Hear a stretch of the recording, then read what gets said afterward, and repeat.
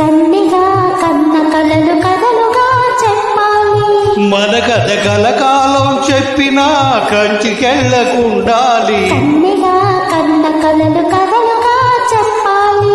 మన కథ కలకాలం చెప్పినా కంచికెళ్ళకుండాలి. మన జంట జంటలకి కన్ను కొట్టు కావాలి. మన జంట జంటలకి కన్ను కొట్టు కావాలి.